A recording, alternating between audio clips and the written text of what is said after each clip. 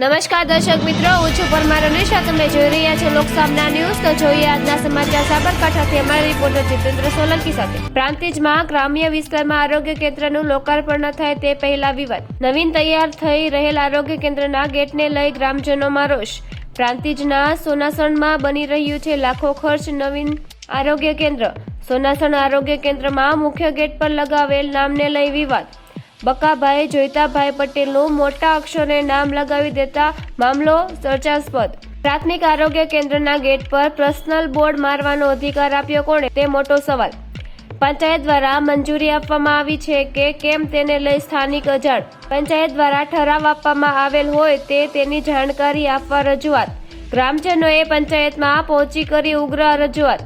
જિલ્લાના પ્રાંતિજ તાલુકાના સોનાસણ ગામની અંદર નવીન પ્રાથમિક આરોગ્ય કેન્દ્રનું નવીન બાંધકામ કરવામાં આવી રહેલું છે. એ બાંધકામ ચાલુ છે, અત્યારે હાલ સંપૂર્ણપણે પૂરું થયેલ નથી, પણ ત્યારબાદ તેના બાઉન્ડ્રી વાલમાં જે ગેટ છે, ગેટ ઉપર જે સાર્વજનિક કેન્દ્ર એટલે માનો કે એ સરકારી પ્રાથમિક આરોગ્ય કેન્દ્ર છે, તો છતાં એમના જે પ્રાઇવેટ પ્રોપર્ટી હોય, માનો કે કોઈની પ્રાઇવેટ પ્રોપર્ટી હોય, એ રીતના મનસ્વીપણે પોતાનું વ્યક્તિગત નામ બકાભાઈ જોઈતાભાઈ ભુરીવારા કરીને તેમને નેમપ્લેટ લગાવ્યું છે.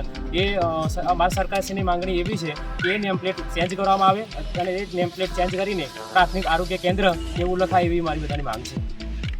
તો ફરી મળીશું એક નવા સમાચાર સાથે. ત્યાં સુધી જોતા રહો લોકસામના ન્યૂઝ.